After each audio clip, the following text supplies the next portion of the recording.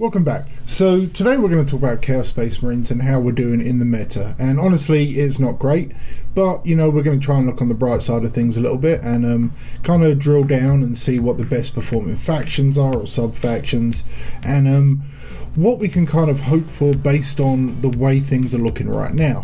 So the first thing we're going to do is look at the overall standings of all 40k competitively, and on the screen right now you'll see, you know, the standings as they are right now. This is on the 15th of August at 11:50 p.m. when I'm recording this, so there's going to be some results changing this. You know, I think the Orlando Open has just finished, but it's going to stay pretty much the same. So obviously we've got our, you know, big names at the top there, Lennon, Naden, Chester. These are accomplished players who are really scoring some big points. But if we want to see where the top ranking Chaos Space Marine player is, we actually have to scroll down all the way down to about 130, and we see Mr. Mark Whitaker, who's the top CSM player in 130th place overall. So of the 20 or so codexes that exist, most are represented to a degree in probably about the top 20. There's going to be obviously a lot more kind of Admech and Drakari present up there, but for the most part there's going to be some obvious consistency. There's going to be some data that could be pulled out about top performing armies, especially when piloted by top tier players like these guys.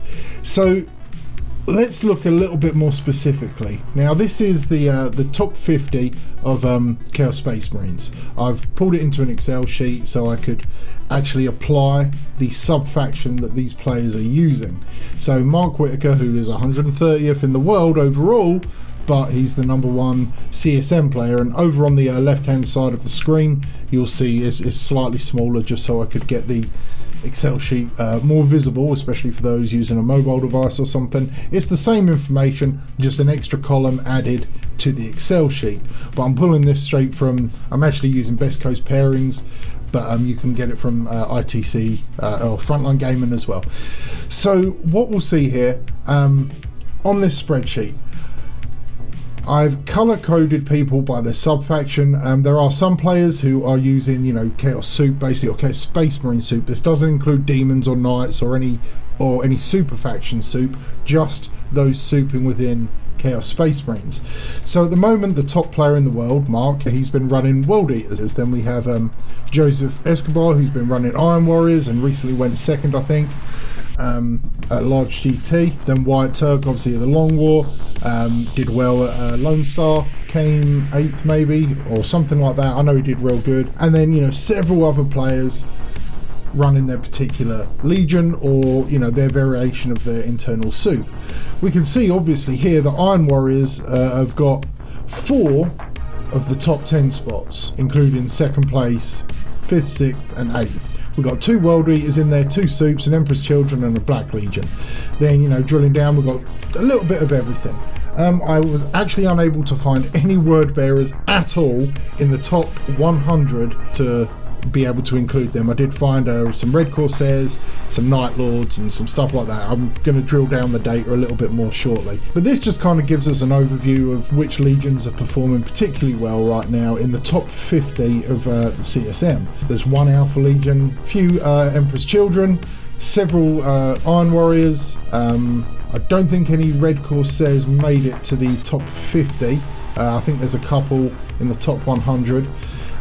Some Black Legion in there, and obviously Mark at the top with World Eaters. Now I will caveat, as much as I wish that the World Eaters really were as furiously devastating an army, Mark is a very strong Chaos player anyway, has been tempted by our channel's prize of a commission painted Latara Saren for the best World Eaters ranking player at the end of the season, and he's going hard for it. You can see there 597 points, 2 super majors under his belt. He's going to be very hard to catch. Dylan, Zach, David Savage, you know they've got a chance. They need some real good strong results at some large events to catch him. But aside from Mark, who pivoted away from his Red Corsairs and Alpha Legion, which I believe he was intending to run this season until I tempted him with a tasty prize, other than that we'd see Iron Warrior dominance pretty much. Strong showing obviously from Wyatt, and So obviously we've got players like Mike Pestilence from Warhammer running his Emperor's Children devastatingly well. Russell Tassin doing something very strong with the Black Legion. And then pretty much the remainder is how you'd expect it. So let's drill down a little bit here. On the left, you'll see the top 50 or the scoreboard for the CSM, and on the right I've got a little chart which I'm going to change over now. Here we go. This is like a bit more specifics of the data here. So currently it's ranked by the number of players for all Chaos Space Marine players.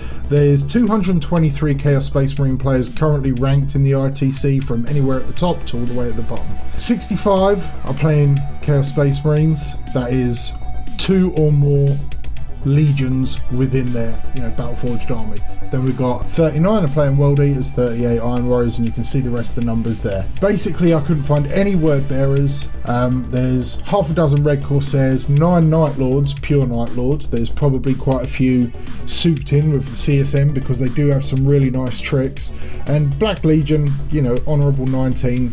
Alpha Legion still holding out pretty popular from their 8th edition strength, but maybe not doing as strongly as they were then, with the changes to the game. Obviously Emperor's Children making leaps and bounds recently. Mike's been championing them over on Warhammer, and I think that's starting to filter through to the community, and people are really starting to see the strength of the Emperor's Children. I know Mark Perry's been running them a couple of times. Rules change to Dreadclaws really helped the Emperor's Children in a way I wish it had helped the World Eaters, but it didn't.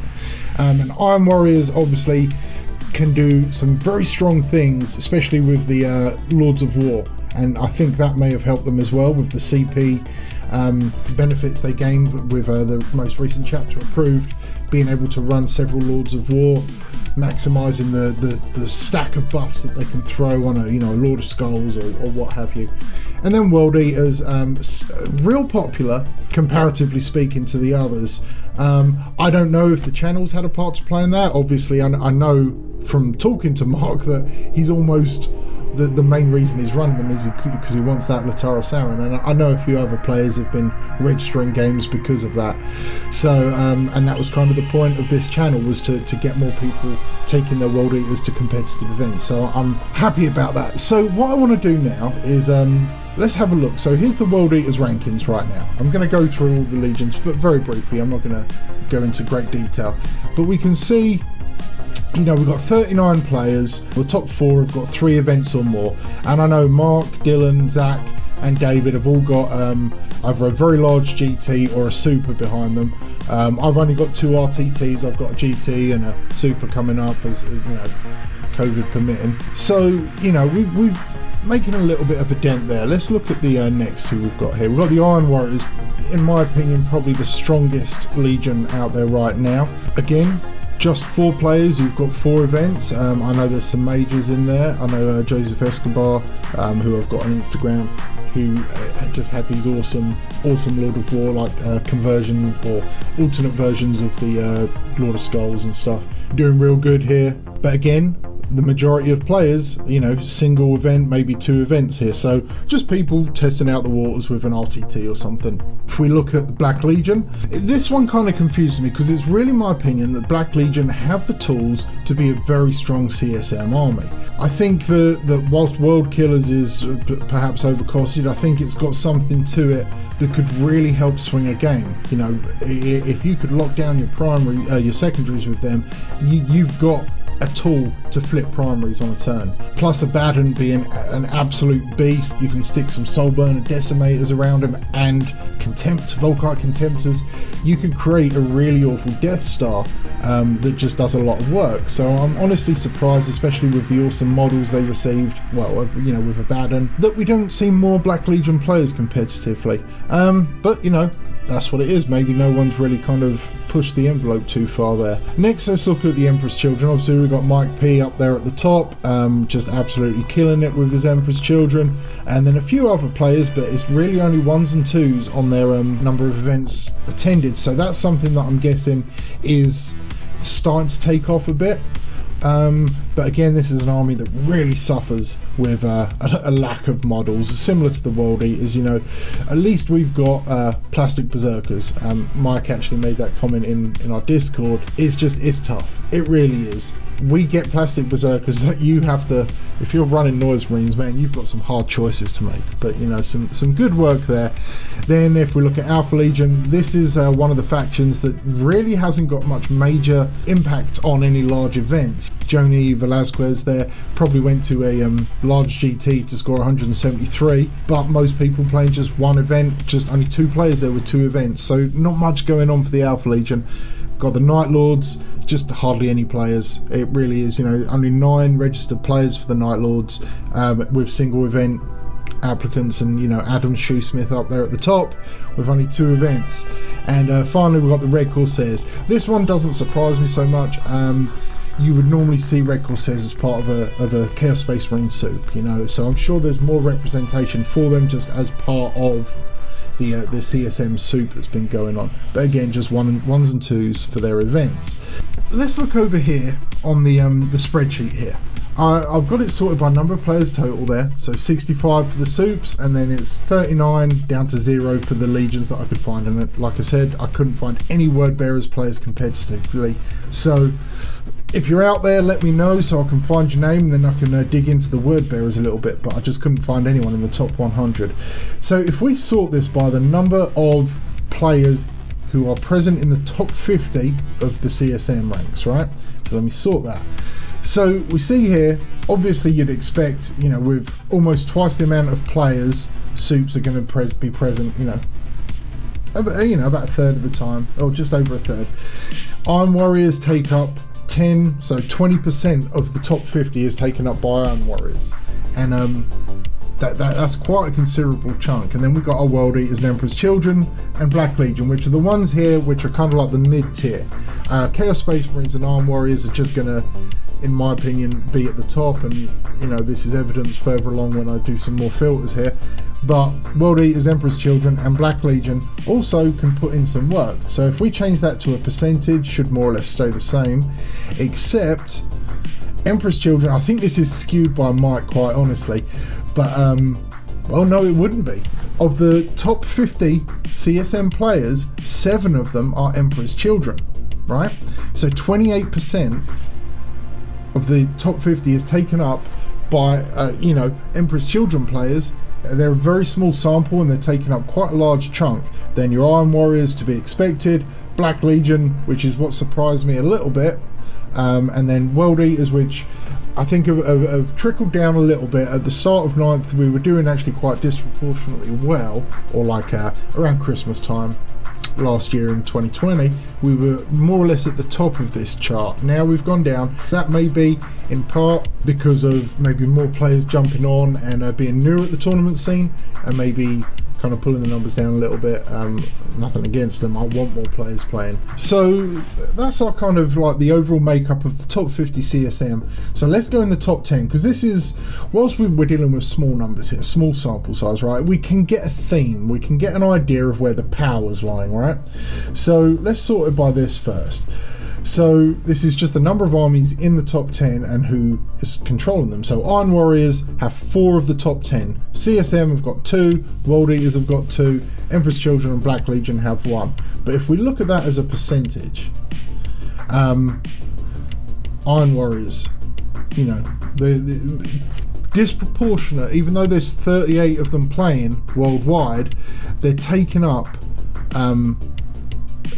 a large chunk. They're punching above their weight, I guess is the point I'm trying to make. Similarly for the Black Legion, for such a very underrepresented legion, you know, they've got a player in the top 10 CSM. World Eaters have got 2, Dylan and Mark. I've spoken to both of them on the channel. Dylan and Mark, both great players, long time players with World Eaters, really know their stuff. Not really using any major new tricks, you know, none of the sort of shenanigans we've been trying to kind of advocate and push on the channel. I think that stuff, if it is going to work, is going to come into play later in the year, more than likely into the new season. Hopefully with COVID, if I hope it dies down, but you know, we're going to see. I don't know if I'll even make it to the LVO, quite honestly, if this shit doesn't calm down, but we will see. It's just hard to tell because we know that our codex won't be coming just by looking at these numbers. Iron Warriors are performing very well. Black Legion, I think, is a bit of an anomaly. I think we've just got one very strong player. But again, like I've talked about before, talked about in the Discord, I think there is something to that Legion that can be pulled out and made stronger. It always takes a good, accomplished player to do that sort of thing. But I think, you know, if some people jump on it, there's some stuff to be, some shiny nuggets to be pulled out. World Eaters, you know, again, already talked about. Emperor's Children, that's Mike P repping. CSM, you know, obviously White Turk, the Long Rock that I mentioned. Several players. CSM is a good all-rounder, right? Because you can really pick the best of what you want. You can have up to 3 legions. Realistically to maintain any kind of like Legion benefits and stuff. And if you want to use some Noise Marines in Dreadclaws, you could throw in a battalion of them. Then you could get a battalion of Black Legion or Alpha Legion to get something a bit more defensive and use their shenanigans. You've really got some tools to play with if you do the CSM soup. And honestly, the CP penalty doesn't really feel bad anymore. You know, I constantly run at least a 3 CP deficit, even running a single battalion, just because I'm taking 3 relic dreadnoughts, right? Got to make the best of what we've got. So I think we're kind of further penalised. Not only do we have old rules that, whilst there's some jank in there for sure, the rules we have are not conducive to building an effective 9th edition army. We still are reliant on souping. So I think that's why we're still seeing a lot of souped CSM. I'm guessing there's a lot of Red Corsairs and Alpha Legion, and probably some Word Bearers in there, because they really do, with their like Malefic Tome and they're basically guaranteed sorcery. It's very powerful. Even though it's been Legion locked now, you can still throw any unit in the Word Bearers, give it a warp time, a guaranteed warp time. You get a big blob of warp talons or something doing that, you're golden. That's some good killing right there. Yeah, overall, Chaos Space Marine players, we're pretty well known as being pretty salty, right? We're well known for complaining and being upset about stuff, and, you know, rightfully so, because we do. Right now, it's probably a little bit legitimate. It is basically the 1-year anniversary of being told we get a second wound, and it hasn't happened. We've got the barest of glimmers of hope at the moment, you know, waiting for next year at some point to be decided. Not sure when it will be. Like I said, I'm hopeful it's going to be March, April time, something like that. Who knows? I have no idea. But we're doing work, right? Chaos Space Marine players we're still plodding along. We're still giving a good fight. No matter what legion you're playing with, you're souping, you're running renegades, whatever. We're still showing up. We're still taking our favourite toys to big events. We're dedicating time and money and resources to have fun. And I think that's pretty awesome. That speaks well of us, and I want us to retain that. I would like Chaos Space Marine players to retain that. All of us that are actually showing up to events, yeah, we complain. Of course we do. We're upset. Why the hell haven't we got 2 wounds? And it's legit. We're not making a big deal about it. We're not making a scene. There are people that are doing that, and I'd hazard a guess that most of them aren't actually competitive players. Honestly, most competitive players are pretty chill people. Yeah, we want to play hard and have a good fight, but we enjoy what we do. And those of us mad or stupid enough to be taking a 4-year-old codex to a major or a super or even an RTT, if you've got a lot of AdMech players or Death Guard players or something like that, anything that's particularly vicious against us, right? If we're still playing that game right now, I think we're doing all right, because we're still kicking some ass. We're still getting lists in the top 10 of large events. We're still getting wins at the RTT level for sure, and like the GTs, maybe the smaller events. But we're still we're still holding up. We're still doing all right, and I think that speaks to our dedication. And I think what's going to happen is when a codex drops, there will be a whole bunch of people jumping on, and I hope there are, because I just want more people playing, full stop. But there will be more people jumping on to, you know, our particular legions, and that's going to be good for me. I don't deny it. It's going to be great for this channel. We'll get some great growth. I'm okay with that. We don't monetize or anything, so it'd be great to have more people to talk to. We can share our knowledge and experience, but I think all of us as Chaos Space Marine players, Black Legion, Emperor's Children, the word bearers out there, wherever you are, let me know, right? It's going to be good for us because we're going to have new people coming on, and we can kind of teach them and guide them. And we have done the work, right? We've been sitting here suffering for years now. Well, you know, over a year at this point. And by the time it comes in, it'll be probably about 2 years since the 9th edition started, and we'll have earned our stripes. We'll have done the work. We'll have showed up to events. We'll have taken our punches and gone through all the hard lessons. And when that book drops, and as long as it's not a complete strategic change, if it's something more like how Space Marines to Space Marines 2.0 to 9th edition Space Marines was, where it's just a gradual ramping up, you keep more or less the same play style, unit selection, stuff like that, you just get more rules. You get more rules than you know what to do with. If we get that sort of thing, which I strongly anticipate we will, I'd be worried about everybody else. We're learning how to play hard mode against incredibly strong armies. So we're earning our stripes. We're learning it the hard way, but I think it's going to pay dividends for us. And I don't want anyone to take a message from this where we need to be upset. We just need to have fun and keep on enjoying doing what we do and play with our little toy soldiers and have a laugh. And, you know, every now and again cause an upset, because you run into that AdMech player and, you know, you pull out the win somehow because you've been, you know, one of my favourite movies to reference obviously is Rocky 4. Anyone who's been following the channel knows Rocky 4, and it's Rocky versus Ivan Drago. We just keep getting hit, they will break us. If we die, we die, but we'll come back. We'll get up for that last round, and we'll give them a good fucking thumping, right? And we're going to enjoy it when we do it, because we've got the best damn quotes in this game to yell at them. But yeah, alright, so I've rambled a bit there. I just wanted to kind of use this as an opportunity to go over the kind of stand-ins, the state of the meta for Chaos Space Marines. It's not great at all, but it's not bad. It could be a lot worse. People could have given up. We still got over 250 players, or about 250 players bring in their Chaos Space Marines. God knows how many people are playing Loyalists or even AdMech right now. We're still representing, and I kind of want to keep everyone's spirits up again a little bit. I don't get despondent that we're not getting our 2 wins, right? Whatever.